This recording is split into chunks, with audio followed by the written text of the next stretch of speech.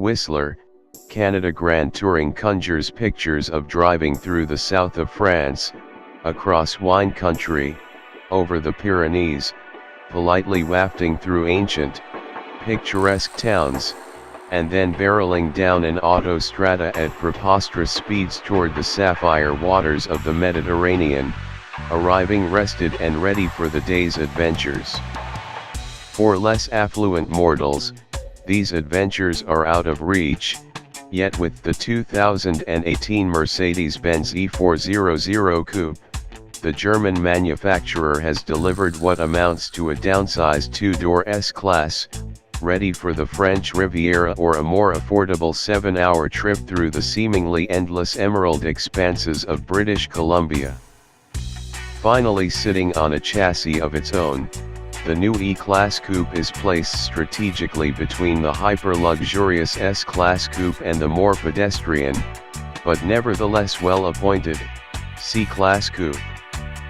While the E-Class Coupe splits the difference in terms of price and exclusivity, engineers aimed higher than its station, bringing the long, muscular coupe closer to its S-Class sibling as it cossets its occupants and charges across continental divides. The previous E-Class Coupe used an extended C-Class Coupe chassis merged with the E-Class sedan's front chassis architecture.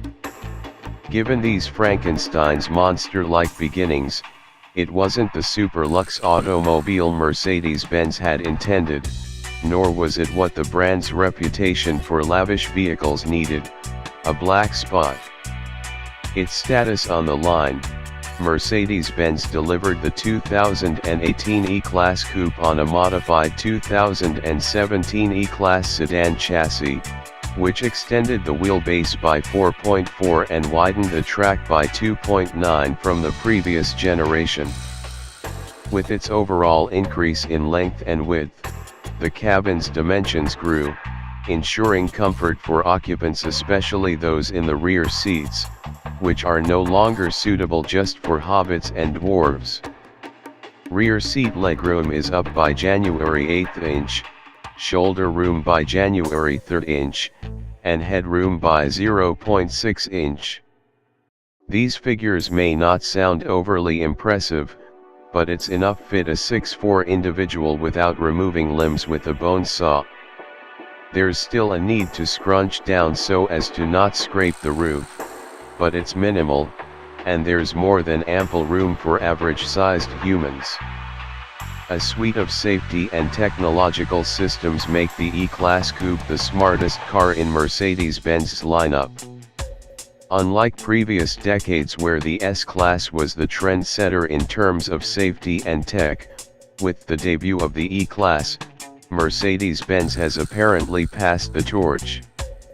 Coming either standard or as an option, the E-Class Coupe's impressive technology suite includes car-to-car communication with other E-Class, dynamic select, pre-safe sound, which, in the event of an accident, will emit a white noise to protect your eardrums, drive pilot with distance pilot, similar to Tesla's autopilot system, active brake assist, active distance assist, active steering assist, active emergency stop assist, active lane change assist, active speed limit assist, active brake assist with cross-traffic function, evasive steering assist, and driver attention assist.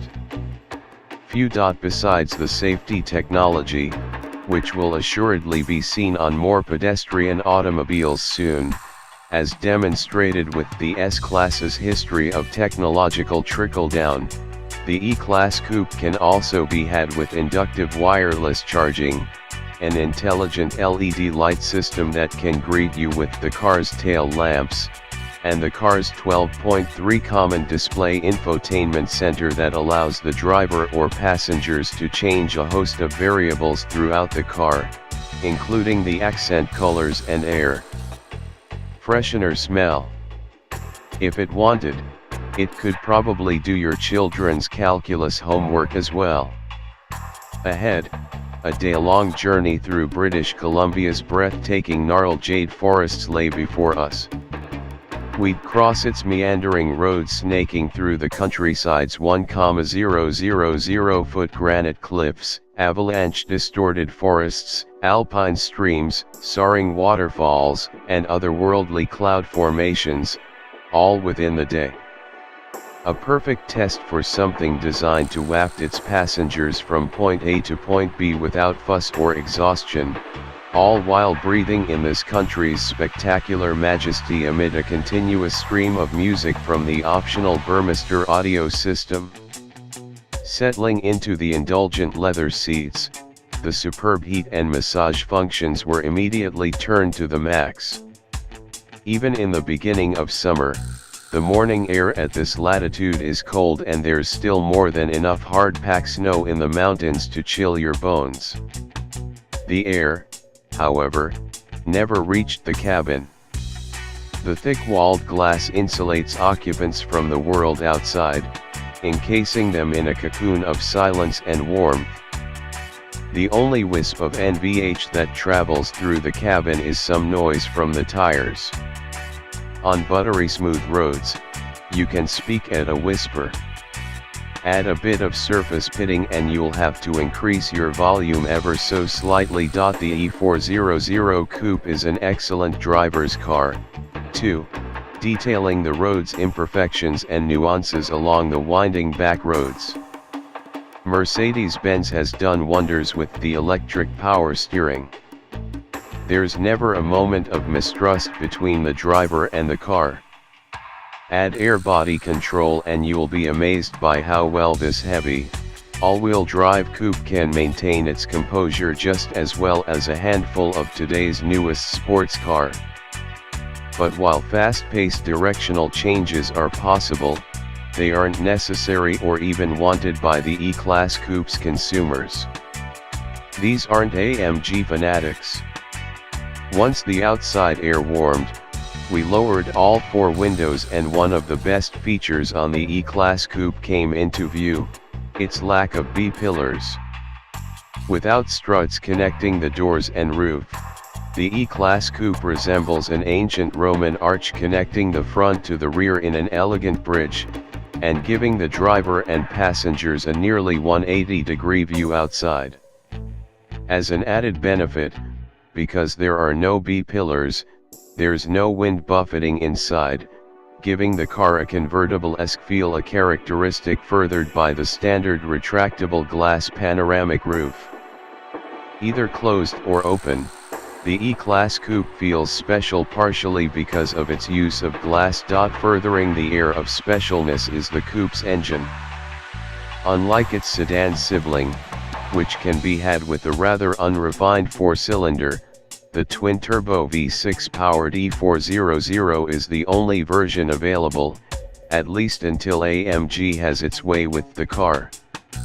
The 3.0-liter engine makes 329 HP and 354 lb-ft of torque and feels quite potent, possibly stronger than its official numbers suggest. 0 to 60 is done in 5.2 seconds in the standard rear-wheel drive model, while the all-wheel drive 4MATIC equipped car handles the dash to 60 miles per hour in just 5.5 seconds. Yet, when bombing down some of British Columbia's straighter sections, the E400 feels as if it has 400 or more horsepower, with it continuing to pull past posted speeds. 7 hours flew by, even though more often than not, we stopped to take pictures of Canada's pristine beauty. When we finally reached our destination, we felt slightly dismayed as the E-Class Coupe engendered such a connection of comfort. The swanky digs of the hotel we stayed in almost didn't feel up to par with the Mercedes as well it shouldn't with, given how much the car cost.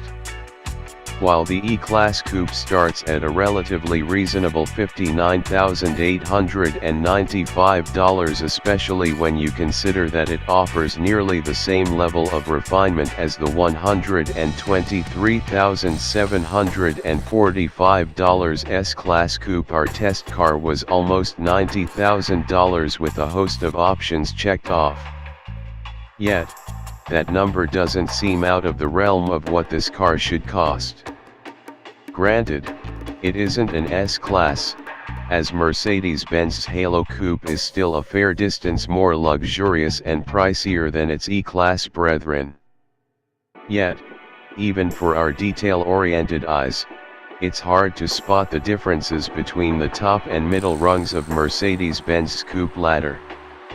By giving the E-Class Coupe a chassis of its own and jamming it full of tech and comfort, Mercedes brought the E-Class Coupe closer to the brand's motto of the best or nothing.